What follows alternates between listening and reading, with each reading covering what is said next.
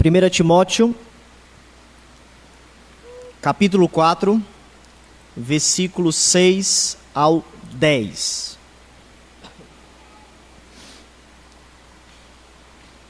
Nos diz assim a palavra do nosso Deus: expondo estas coisas aos irmãos, serás bom ministro de Cristo Jesus, alimentado com as palavras da fé e da boa doutrina que tens seguido. Mas rejeita as fábulas profanas e de velhas caducas. Exercita-te pessoalmente na piedade, pois o exercício físico para pouco é proveitoso, mas a piedade para tudo é proveitosa, porque tem a promessa da vida que agora é e há de ser. Fiel é esta palavra e digna de inteira aceitação. Ora, é para este fim que labutamos e nos esforçamos sobremodo, porquanto temos posto a nossa esperança no Deus vivo, Salvador de todos os homens, especialmente dos fiéis. Deus Pai, mais uma vez estamos aqui diante da Tua onipotência, da Tua soberania, da Tua provisão sobre nós, da Tua bondade, dos Teus atributos, da manifestação através de Jesus Cristo, do beneplácito da Tua vontade. Em amor, o Senhor nos predestinou para a Tua glória. A Tua vontade é soberana em nossas vidas e por isso nós estamos aqui presentes para entoarmos cânticos a Ti, para que o nosso coração seja uma oferta agradável, suave à Tua presença.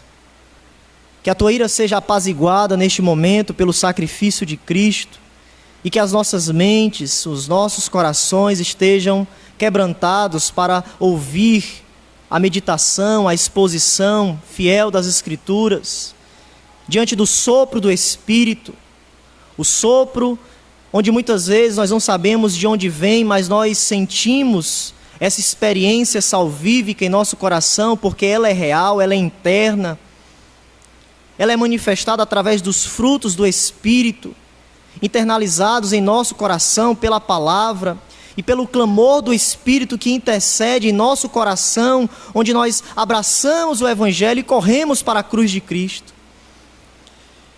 Deus, é no poder do Teu Espírito que nós clamamos nessa noite.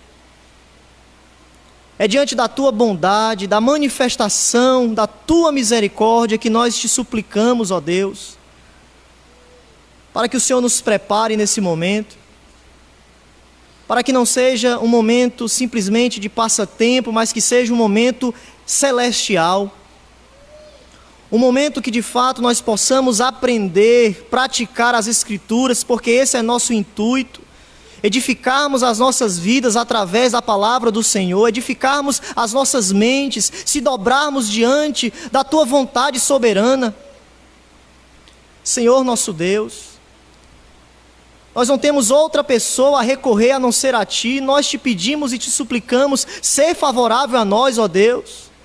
Não olha segundo as nossas iniquidades, mas segundo o sacrifício de Cristo que está diante de nós, e é por isso que nós nos achegamos a Ti.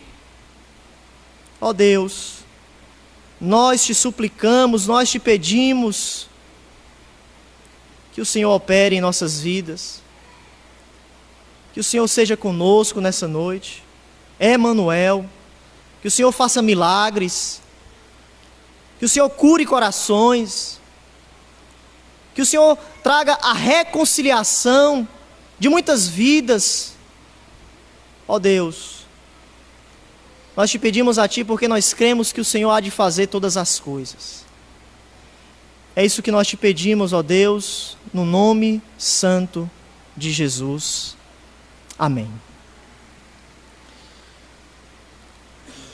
Meus irmãos, nós vimos em nossa última pregação o alerta de Paulo a Timóteo sobre os desafios que ele tem diante dos falsos mestres.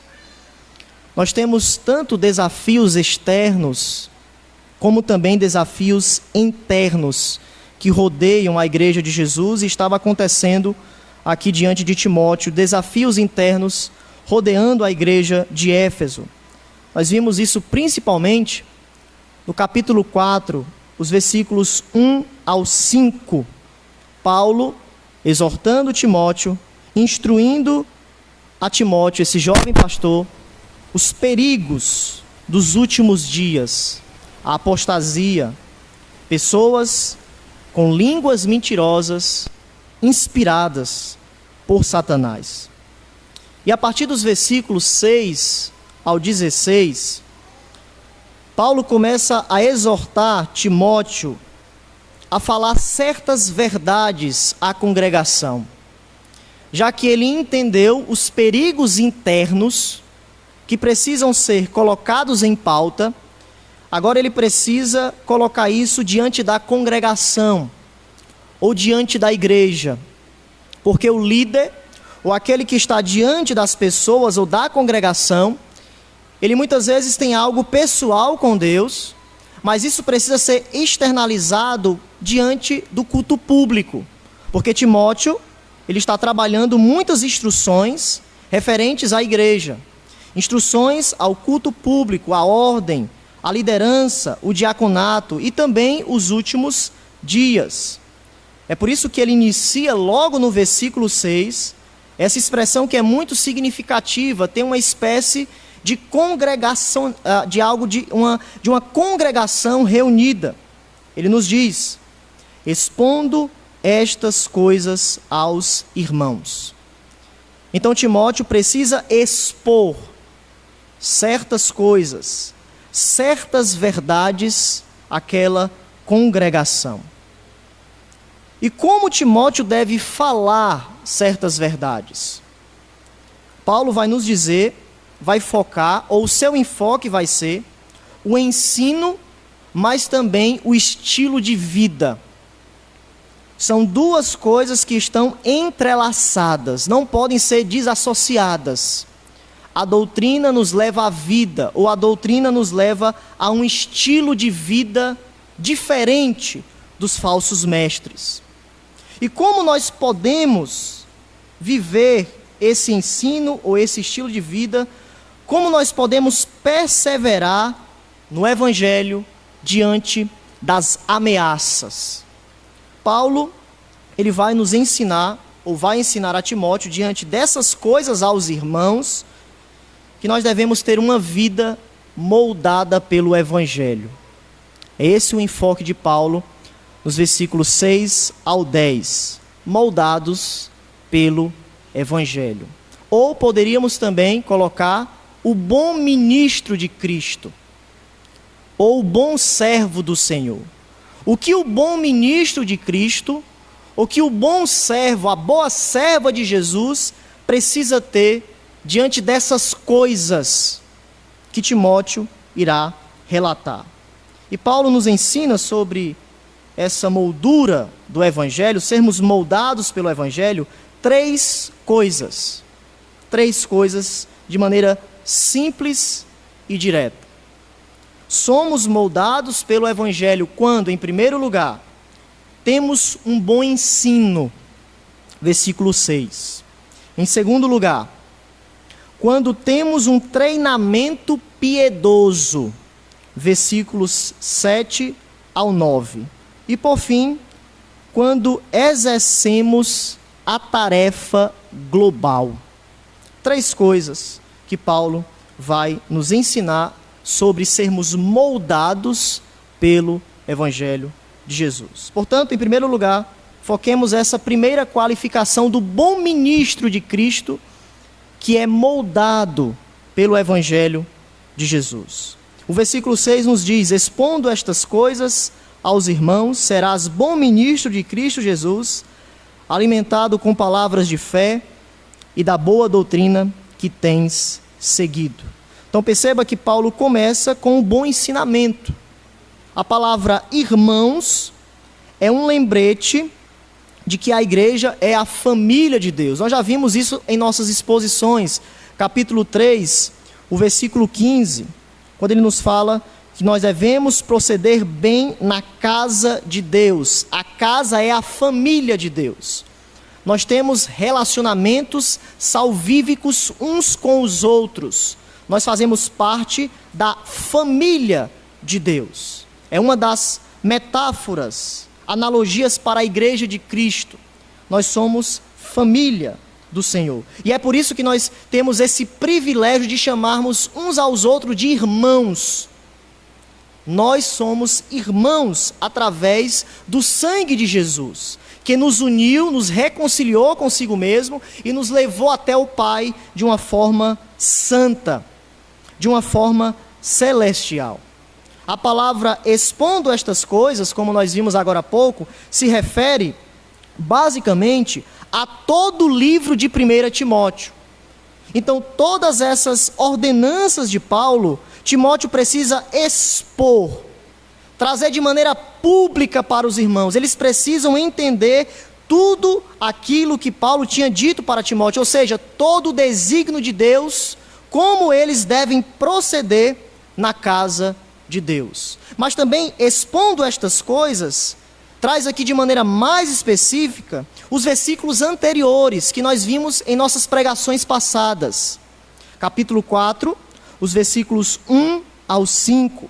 Timóteo deve colocar diante da congregação os perigos internos que a igreja há de passar e como a igreja deve proceder diante dos falsos mestres. Então, essas coisas ele deve colocar diante da família de Deus, ou diante dos irmãos. Timóteo, você precisa colocar todas as coisas para a congregação de Deus, a casa de Deus, a família de Deus. Fazendo isso, Timóteo, você será um bom ministro.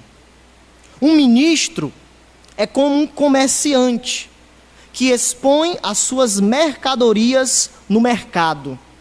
Ele aponta a melhor fruta, ou seja, para Timóteo aqui, ele aponta para as verdades. Ele expõe para as pessoas as suas mercadorias, aquilo que de fato é correto, aquilo que precisa ser dito, aquilo que precisa ser buscado, aquilo que precisa ser comprado. De graça recebemos e de graça devemos dar. Então Timóteo deve mostrar as verdades bíblicas para ser um bom despenseiro na casa de Deus. Ele deve mostrar os erros, mas também deve mostrar os acertos através das coisas que Paulo tinha lhe dito, ou seja, através da palavra de Deus.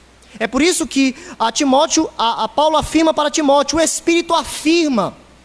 Não é coisa de Paulo, é coisa de Deus. É algo que vem das mansões celestiais, é uma ordenança que nós devemos obedecer, porque Deus trouxe essa revelação a nós, e nós devemos expor estas coisas para a igreja e obedecer a elas. Timóteo aponta as verdades, aponta os erros, aponta os acertos, através do Espírito, da voz que ecoa, através da pena que eu escrevo para você, porque eu sou um apóstolo de Cristo. Eu fui autorizado por Deus para escrever a mensagem de Deus. Portanto, um bom ministro é um defensor da fé. Se você quer ser um ministro de Cristo, uma serva de Cristo, um servo de Cristo, a primeira qualidade que você precisa ter é ser um defensor da fé. O bom ministro coloca essas coisas, as coisas de Deus, diante da igreja, diante dos irmãos, diante da família de Deus, diante da igreja. Ou seja, nós somos direcionados, já que somos uma família, irmãos, direcionados pelo bom ensino. Pelo bom ensino. E esse bom ensino, meus irmãos, está ligado a algumas coisas importantes. Em primeiro lugar, o bom ensino está ligado à nutrição. É a primeira coisa. Timóteo, veja, havia sido alimentado, Paulo nos diz, com as palavras da fé. com as palavras da fé. E Timóteo tinha aprendido ou sido alimentado desde criança. Desde criança. Nós podemos ver isso em 2 Timóteo. Essa nutrição de Deus desde a sua juventude, desde criança. 2 Timóteo, capítulo 1, o verso 5 nos diz: pela recordação que guardo de tua fé sem fingimento, a mesma que primeiramente habitou em tua avó Lóide e em tua mãe Eunice, e estou certo de que também em ti.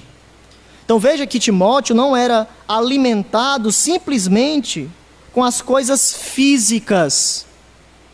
Ele era alimentado com as coisas espirituais.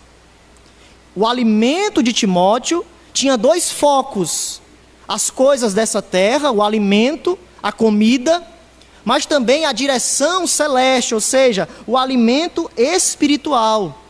Ele havia sido instruído na lei de Deus. Ele memorizou porções do Antigo Testamento. Ele foi catequizado sobre o conhecimento de Deus, sobre a história da salvação, sobre o Messias. Timóteo foi um bom ministro porque ele foi criado para isso. Ele não estava sem propósito. Ele não estava sendo direcionado de qualquer maneira, mas tinha um direcionamento preciso. Ele era nutrido. Ele se alimentava da palavra de Deus. Ele foi criado diante desse fundamento. Alimento, nutrição, alimentado com as palavras da fé. E tudo isso nos mostra, meus irmãos, a necessidade de um bom ensino no lar. Um bom ensino no lar. Uma boa educação não foca somente o passado, mas também o presente e o futuro. Timóteo continuou a ser instruído desde criança, conheceu o apóstolo Paulo, se converteu ao Evangelho de Jesus e estava continuando o encargo que Deus tinha colocado sobre ele. E Paulo diz: continue se alimentando. Não para. Você precisa continuar o alimento até você acabar a sua carreira. É por isso que Paulo diz: acabei a minha carreira, guardei a fé. Enquanto nós não sermos chamados por Cristo, deve haver nutrição contínua em nossa vida. E isso começa no lar. Timóteo aprendeu as coisas de Deus no lar. Meus irmãos, a escola do crente sempre será eterna e contínua. Nunca devemos parar de aprender aos pés de Jesus. Nunca. O nosso seminário é em constante aprendizado. Esse é o nosso seminário. Não tem bacharelado para o crente em contato com Jesus. Ele não termina, ele continua. Ele vai crescendo a cada dia, maturidade, maturidade. Então nós devemos, meus irmãos, preparar filhos e filhas dentro da igreja, dentro do nosso lar, para ser bons servos de Cristo. Bons servos de Cristo, não apenas na igreja, mas em todas as esferas da vida. Em todas as esferas da vida. A sua avó Lóide e sua mãe Eunice tinham essa preocupação. E, meus irmãos, isso foi de suma importância para o ministério do apóstolo Paulo, quando ele chega e prega o evangelho. Timóteo já tinha uma base fundamentada. Paulo pegou essa base e direcionou para Cristo.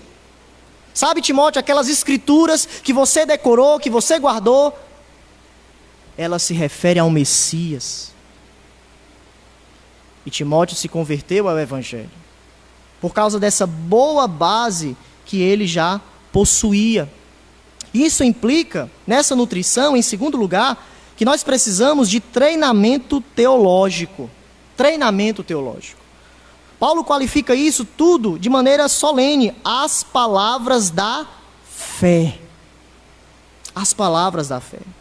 O nosso alimento é a verdadeira doutrina. É a verdadeira doutrina. É a boa doutrina sobre Cristo Jesus. 1 Timóteo capítulo 6. A boa doutrina. A boa doutrina é sobre Jesus Cristo. Sempre Cristo deve estar em primeiro lugar em nossa conduta, em nossa família, a forma como nós oramos. A boa doutrina começa com Cristo, porque através de Cristo nós temos todas as coisas. O versículo 3 nos diz: se alguém ensina outra doutrina e não concorda com as sãs palavras de nosso Senhor Jesus Cristo e com o ensino segundo a piedade, é enfatuado, nada entende, mas tem mania por questões e contendas de palavras, de que nascem inveja, provocação, difamações, suspeitas malignas, altercações sem fins por homens cuja mente é pervertida, e privados da verdade, veja, privados de Cristo. Supondo que piedade é fonte de lucro, veja, meus irmãos, quando nós não temos a verdadeira doutrina, nós criamos outra doutrina que não é a palavra do Senhor. Nós caímos na inveja, na contenda, na provocação, na difamação. Por quê? Porque o nosso coração está em outra doutrina. Não está na nutrição espiritual, na nutrição que Deus outorgou como meio para nós nos fortalecermos e sermos crentes verdadeiros. Crentes espirituais. É a boa doutrina sobre Jesus, é a essência do Evangelho. A essência do Evangelho. Portanto, uma boa educação é para toda a vida. É para toda a vida. Nós devemos ser estudantes vitalícios. Vitalícios. No seminário do crente, não há formados. Há pessoas em formação. Não há formados. Há pessoas em formação. Sempre buscando o intuito do reino de Deus. Sempre há espaço para crescermos, para olharmos para o nosso coração, coisas que não trazem a glória de Deus, que muitas vezes entristecem o Espírito Santo, e aí onde entra o seminário do crente, ele olha para si e diz: eu preciso melhorar isso, a boa doutrina precisa estar nisso aqui também. É disso que nós precisamos, do bom ensino, nutrição, aprendizado constante, treinamento teológico, para sabermos o que Deus quer para nós. Isso nos leva à terceira qualificação do bom ensino. Nunca devemos perder a paixão pelo estudo das Escrituras. Nunca. Ao preparar esse sermão, meus irmãos, eu li a história de um homem que pregou mais de 50 anos em sua igreja, e algo que ficava bastante nítido em suas palavras era: esse homem nunca perdeu a paixão de falar por Deus. 50 anos no ministério. Ele já estava caindo, as suas palavras não estavam mais sendo, muitas vezes, entendidas de maneira audível, mas tinha uma coisa que era manifestada para todos: esse homem tem sede por Deus. Ele amava aquilo como se fosse a primeira vez. Seu primeiro amor. Ele sempre recarregava as baterias do primeiro amor. Do primeiro amor. E muitas vezes, nessa nutrição, nesse alimento espiritual, nós sabemos como fazer, nós sabemos a forma, mas nós perdemos a paixão por Deus. Perdemos a paixão por cantar, por adorar ao Senhor, por estar em sua igreja. Nós fazemos as coisas como algo penoso.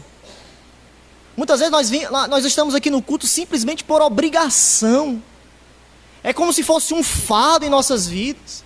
Nós sabemos que precisamos alimentar, nós sabemos que 18 horas precisamos estar no culto, mas muitas vezes o nosso coração não está aquecido por Deus. Está distante.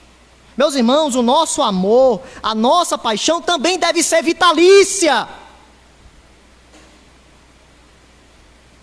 Da mesma forma que você ama, da mesma forma que você cresce, que você se alimenta, da mesma forma a sua paixão por Deus deve crescer.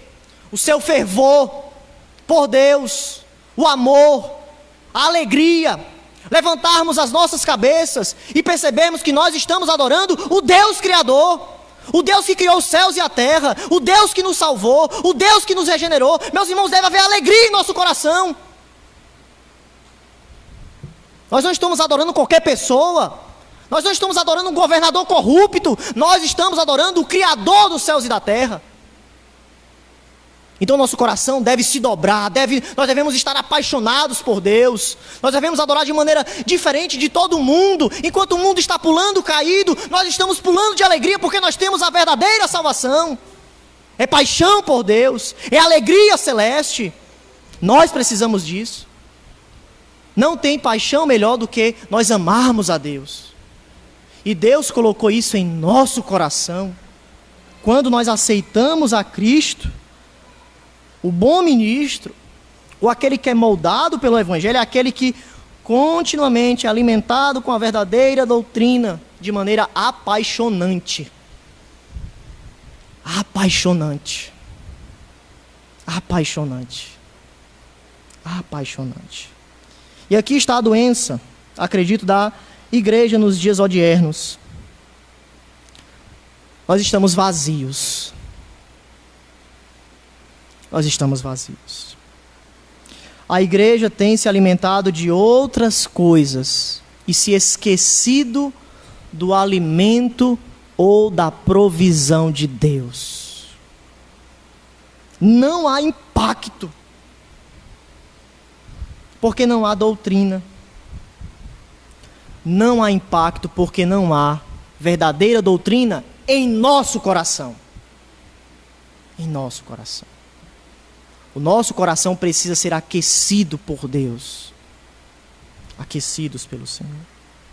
Então essa é a primeira qualificação. O bom ministro é aquele que está atrelado a esse bom ensino, através de uma nutrição correta, que começa no lar, que está atrelado a esse treinamento teológico, começando com a cristologia, e que finaliza com esse alimento apaixonante. Amarmos verdadeiramente a Deus. Amarmos verdadeiramente a Deus. Em segundo lugar, aquele que é moldado pelo Evangelho. Ele é treinado por Deus. Paulo continua falando sobre o bom ensino. E ele atrela ao treinamento de Deus. Nós estamos sendo treinados por Deus. Paulo afirma, veja, volte ao texto. Ele continua no versículo 7, mas rejeita as fábulas profanas e de velhas caducas. De uma maneira mais própria, nós poderíamos traduzir dessa maneira: não perca tempo discutindo mitos profanos e crendices absurdas. É isso que Paulo está dizendo. No treinamento de Deus, não perca tempo. E Paulo já havia advertido Timóteo sobre esse tipo de prática. No capítulo 1, verso 4, quando ele está advertindo sobre as doutrinas, ele nos diz, capítulo 1, versículo 4, nem se ocupem, veja, o nosso pensamento não deve se ocupar, que era isso que os falsos mestres estavam se ocupando na igreja, com fábulas, genealogias sem fim, que antes promovem, veja o que elas promovem, quando nós perdemos tempo, quando nós estamos vazios, discussões do que o serviço de Deus na fé. Basicamente nós já vimos que essas fábulas, essas genealogias eram lendas que os falsos mestres estavam inventando com um caráter mitológico, com mitos. Eles pegavam, por exemplo, Abraão e eles colocavam coisas mitológicas sobre personagens do Antigo Testamento. Ensinos gnósticos, ensinos que só alguns iluminados possuíam. Então, por isso que Paulo vai nos dizer que isso eram fábulas. Genealogias, por quê? Porque algumas genealogias que nós vemos no Antigo Testamento, eles estavam pegando essas genealogias e colocando coisas além, que não existiam. Eles estavam perdendo o seu tempo. E isso estava promovendo discussões e não edificação, não o serviço na fé, como Paulo vai nos dizer o que a verdadeira doutrina faz quando nós temos tempo correto, coração correto para as coisas de Deus.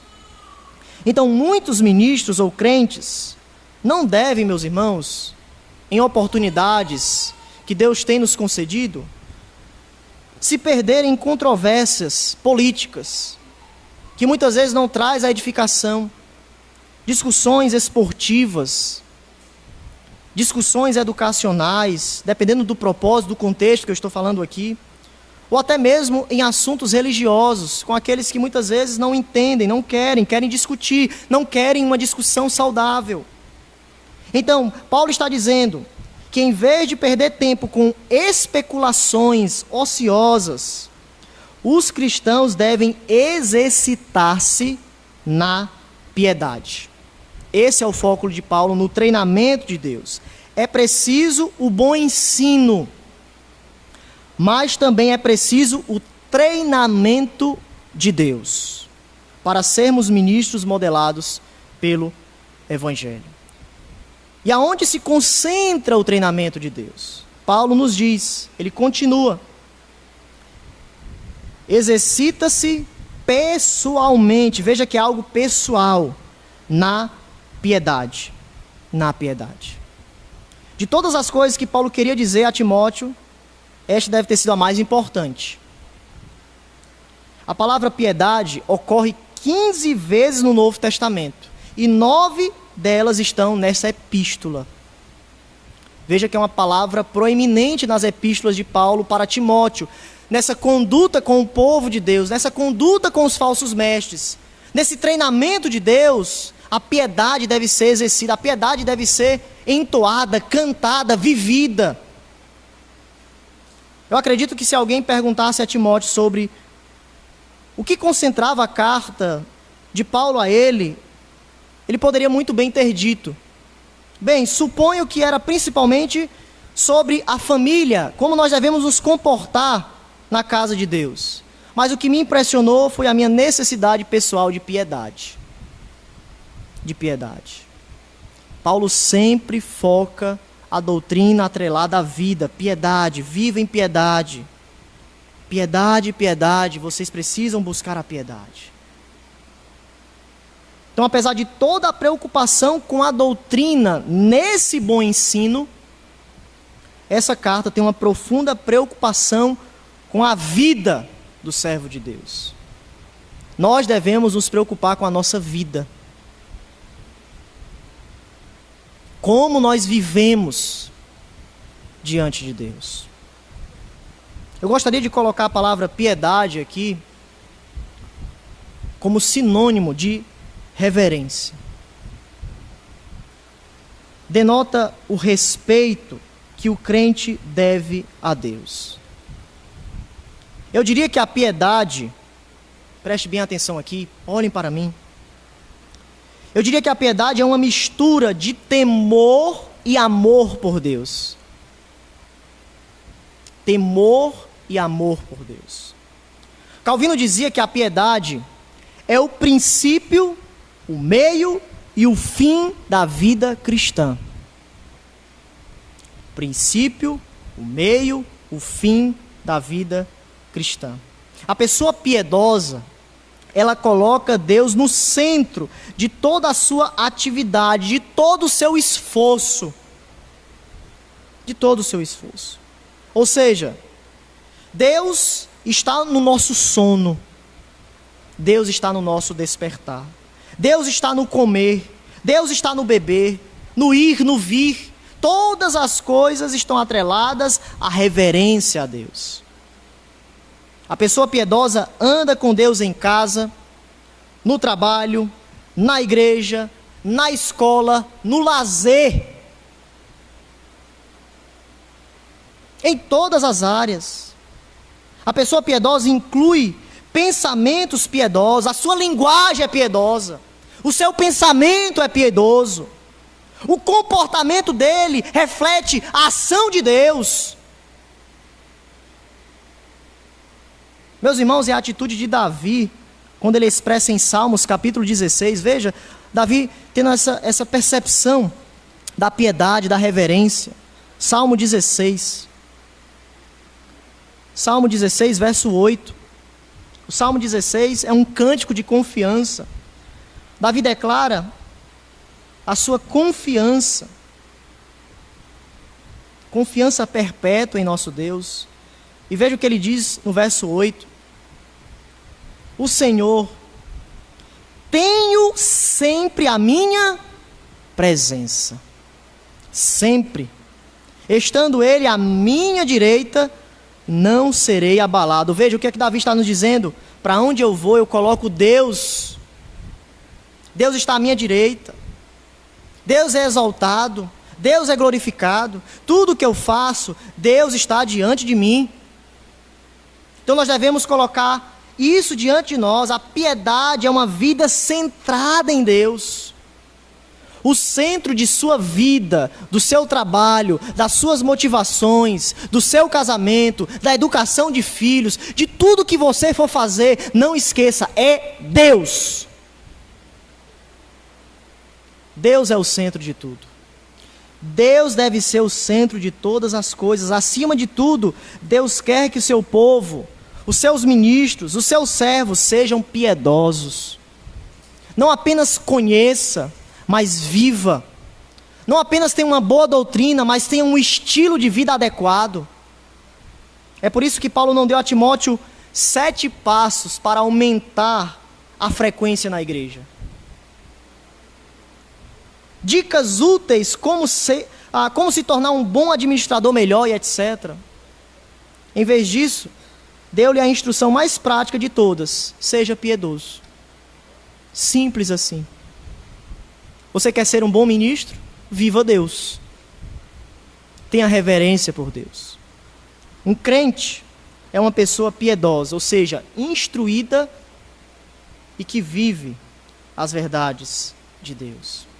E diante disso, nós temos sobre essa piedade algumas coisas atreladas que são importantes. Em primeiro lugar, a piedade não acontece automaticamente. Para sermos pessoas piedosas, nós precisamos de treinamento, de disciplina. Nesse sentido, cuidar do corpo ou cuidar da alma é da mesma forma que nós cuidamos do corpo, nós devemos cuidar da nossa alma. Paulo fez essa conexão quando ele continua e nos diz: pois o exercício físico para pouco é proveitoso, mas a piedade para tudo é proveitosa, porque tem a promessa da vida que agora é e da que há de ser. Paulo sabia, ele está trazendo os jogos, os atletas da sua época, que para eles serem grandes atletas, eles precisavam de disciplina, de treinamento.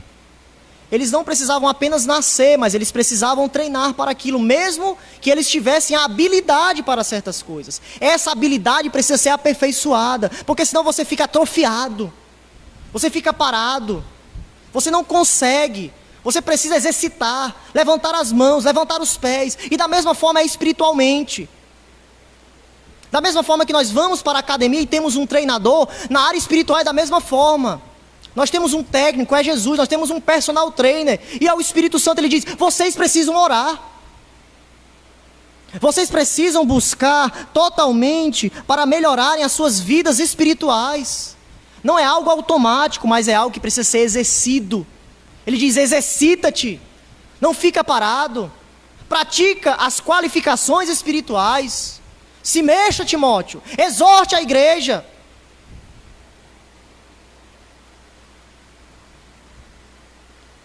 Então nós precisamos de treinamento.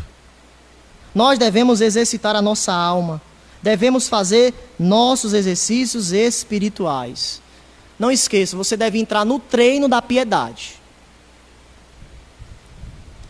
O treino da piedade. Exercitar a sua alma. Exercitar a sua alma. E a própria palavra de Deus sugere muitas maneiras: ouvir, ler, estudar, meditar na Bíblia, orarmos ao Senhor. A oração é uma conversa com Deus. Meus irmãos, nós devemos alimentar a nossa alma. Ofertarmos, dizimarmos, estarmos no culto público, não desperdiçarmos as oportunidades, mas sermos treinados por Deus segundo a piedade. Segundo a piedade. Em segundo lugar, ela não é algo automático. Mas também a piedade é muito interessante, ela tem um elemento futuro. Paulo nos diz que esse exercício, que tem valor, o exercício físico, mas a devoção, a piedade é muito melhor. Por quê? Porque tem um benefício futuro, é isso que ele nos diz. Trará resultados futuros. É a segunda coisa que ele fala sobre o treinamento de Deus ou o treinamento da piedade. Meus irmãos, não esqueça isso. Você está sendo preparado para o futuro. Você está sendo preparado para se encontrar com Deus. Para se encontrar com Deus. Os crentes em Cristo estão em dois mundos: a vida presente e a vida futura. Não esqueça da vida futura. Lembre do presente, mas o presente deve lhe impulsionar para o futuro. Porque a nossa vida, ela não está restrita aqui, ela abarca os céus. Somos cidadãos do reino de Deus. Então o treinamento de Deus, o treinamento da piedade é valioso. Por quê? Porque ela não perece.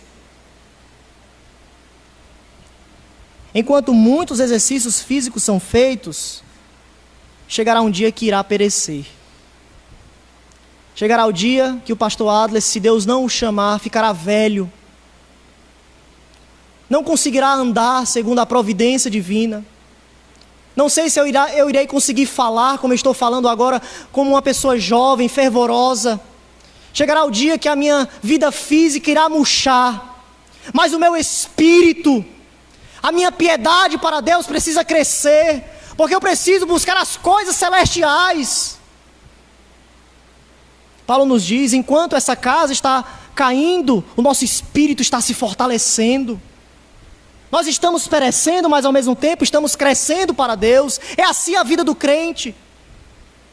Nós estamos morrendo, mas estamos vivendo. É isso. Somente o Evangelho pode fazer isso. A piedade é a única coisa que você levará para o futuro. O seu dinheiro vai acabar. O seu carro vai perecer. As suas qualificações cairão por terra. Mas a piedade, a vida com Deus, irá ser levada para o encontro com o Senhor. Isso é sério. Nós não devemos desperdiçar a nossa piedade para com Deus, porque é a única coisa que nós iremos levar o nosso espírito, esperando o momento em que nós iremos nos revestir da incorruptibilidade.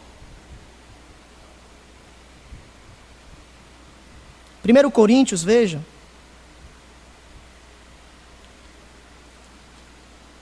1 Coríntios capítulo 9, verso 25. Paulo tem isso em mente, mais uma vez tratando as coisas terrenas. O atleta que treina para as Olimpíadas, ele ganha uma medalha, isso é muito importante. Se você é um atleta, seja o melhor atleta para a glória de Deus, mas saiba que essa medalha irá perecer. Os títulos humanos irão perecer, meus irmãos. Chegará o dia que nós não seremos mais coroados humanamente. Chegará o dia que ninguém irá mais olhar para nós. Chegará o dia do desespero, da tristeza. É a coroa corruptível. Não tem outra saída. Chegará o nosso dia. Todo atleta em tudo se domina. Aqueles para alcançar uma coroa. Veja que o atleta faz tudo para ganhar uma coroa, mas é uma coroa corruptível. Nós, porém, a incorruptível. A incorruptível. A incorruptível.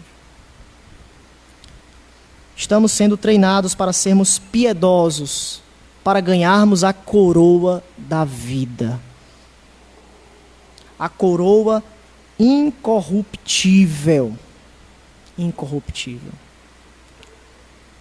E para colocarmos isso em termos doutrinários, há uma conexão muito importante entre a santificação e a glorificação futura. Nós sabemos que nós estamos em um processo de santificação progressiva, ou seja, é a obra que o Espírito faz nesta vida para tornar o crente mais piedoso.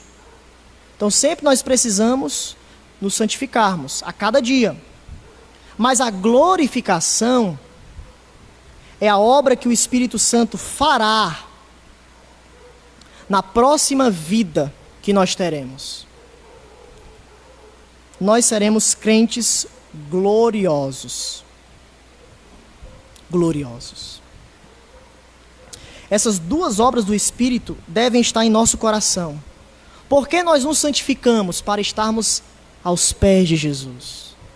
Porque nós iremos nos encontrar com Ele de uma maneira perfeita.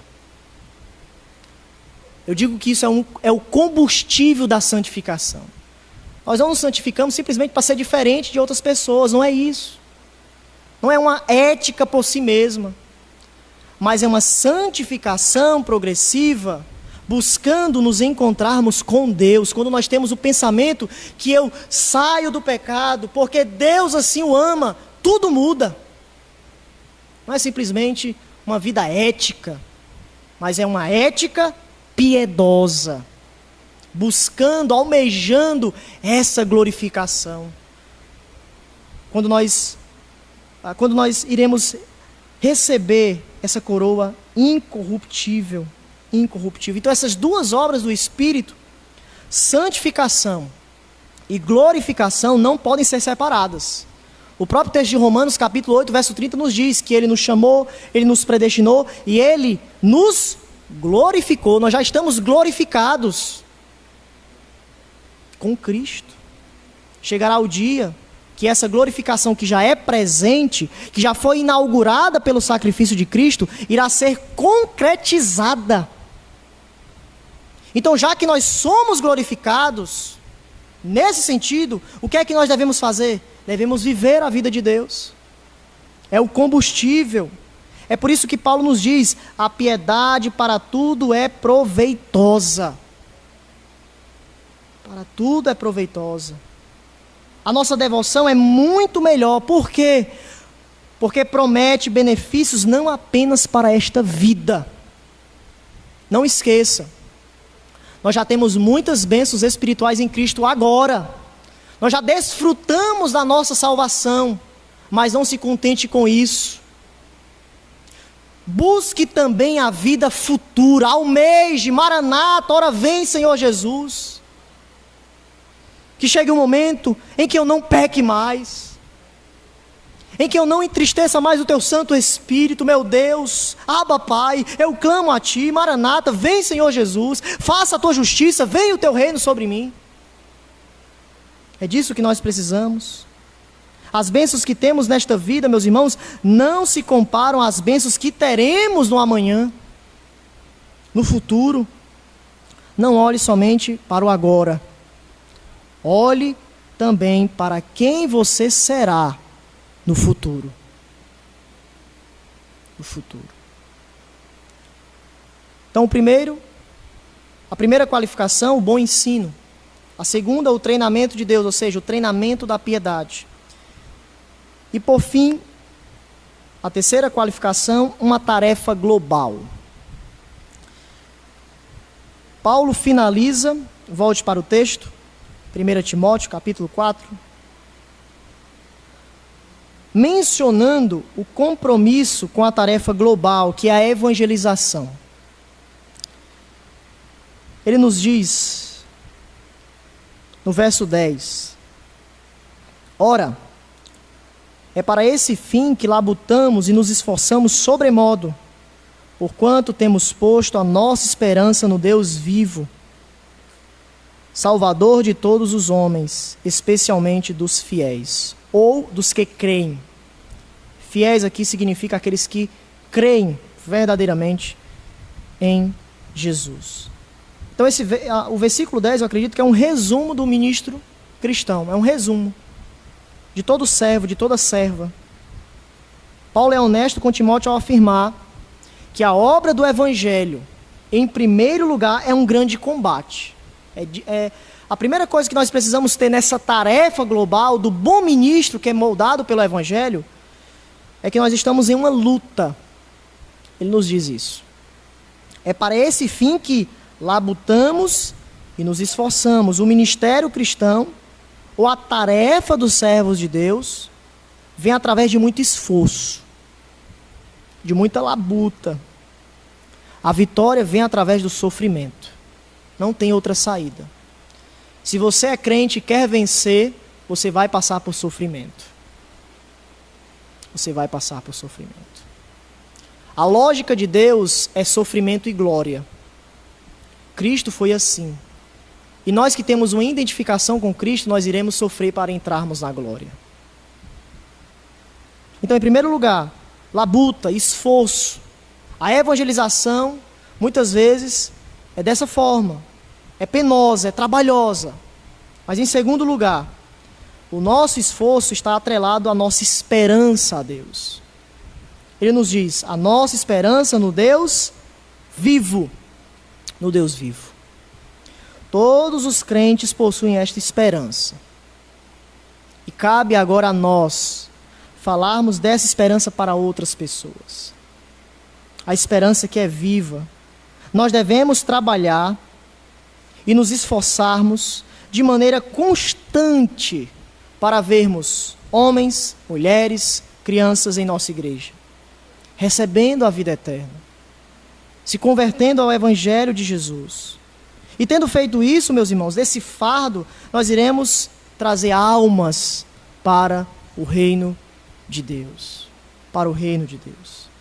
A igreja não pode descansar, não pode baixar a guarda, mas ela precisa confessar, através dessa esperança, Deus é Salvador de todos os homens, especialmente dos fiéis. Dos fiéis. Essa é a segunda vez que Paulo descreve Jesus como Salvador de todos os homens. O primeiro exemplo nós já vimos no capítulo 2, versículos 5 ao 6, quando ele nos fala que Jesus, ele é o mediador, ele é o Salvador.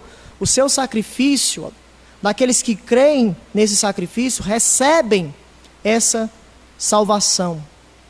E como nós vimos também, o contexto desses versículos deixou claro que Paulo não quis dizer que Cristo morreu por cada ser humano, não é isso? Mas que morreu por todos os tipos de pessoas. Então, quando o texto está nos dizendo que ele é o Salvador de todas as pessoas, não é de cada pessoa, mas é de tipos de pessoas: reis, governantes, tribos, gentios, judeus.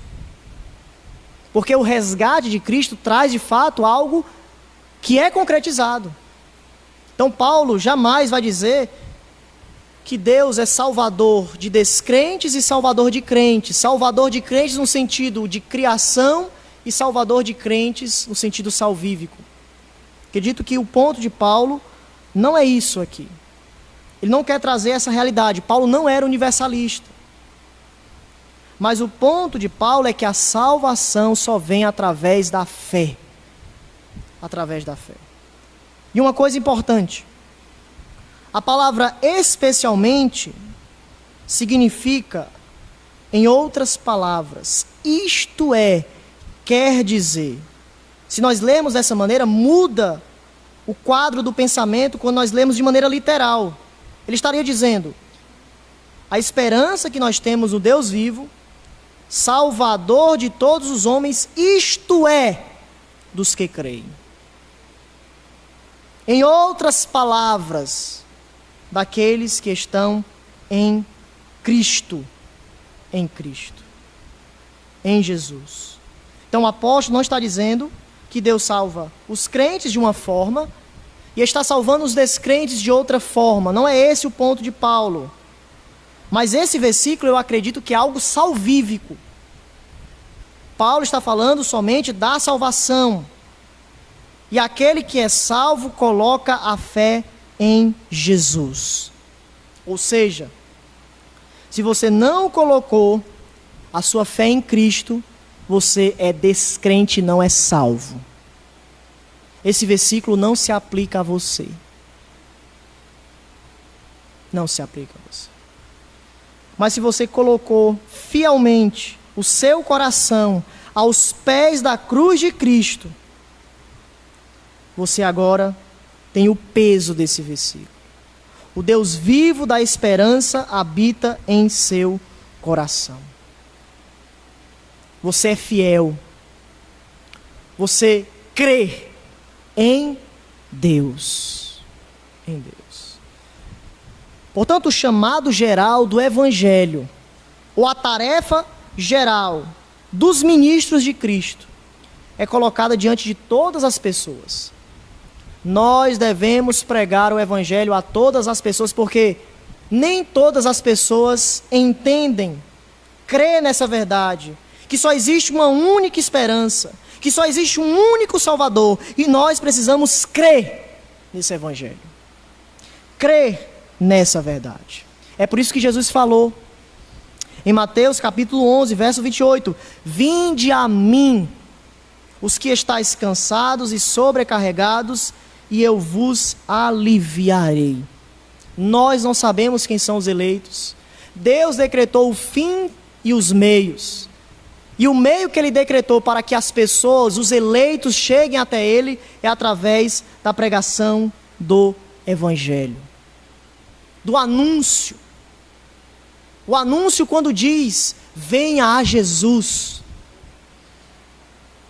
Obedeça o seu Evangelho. Deus hoje diz para você, venha a mim, receba a oferta de salvação. Venha a mim, coração atribulado, e eu irei lhe sarar. Venha a mim, coração incrédulo, e eu colocarei um coração de carne. Venha a mim, e você receberá a vida eterna. Se dobre aos pés de Jesus. Coloque o seu coração e diga, Senhor, eu quero receber a oferta de salvação. Eu quero estar atrelado contigo. Eu quero viver a vida de Jesus. Eu quero viver o custo do discipulado. Vinde a mim, vós que estáis cansados. Vinde a mim, coração atribulado, e eu vos aliviarei. Receba o remédio de Deus nessa noite. Seja sarado, seja curado, porque Jesus te chama. E se você for até Ele, Ele irá operar o Evangelho em sua vida. Vá até Jesus. E o texto nos diz, aqueles que vêm a mim, eu não lançarei fora. Mas Jesus irá lhe abraçar. Jesus irá lhe compreender. Jesus, Ele sabe cuidar dos seus corações. Jesus, Ele sabe cuidar das suas criancinhas. Jesus, Ele sabe cuidar das nossas famílias. Mas o que nós precisamos ir até a Ele. Nós precisamos andar os passos da fé, olhar para Jesus e dizer, Jesus, eu estou aqui. Tem misericórdia de mim, eu sou pecador. Bata no peito e diga, Senhor, faça obra em minha vida. Eu necessito, eu preciso de Ti. Não há outra salvação, não há outra oferta. Venha a mim, Jesus. Clame, faça isso. E Jesus irá até você. Jesus irá fazer uma grande obra em sua vida. Uma grande obra. Então nós temos essa tarefa global. Pregarmos o Evangelho a toda criatura. Concluindo, meus irmãos. O bom ministro, ou aquele que é moldado pelo Evangelho, precisa, em primeiro lugar, ter um bom ensino, ser treinado na piedade. E em terceiro lugar, pregar o Evangelho para todos aqueles que estiverem ao nosso alcance. Ao nosso alcance. Que Deus nos ajude a sermos bons ministros de Cristo. Que o Evangelho sempre esteja diante de nós. Amém?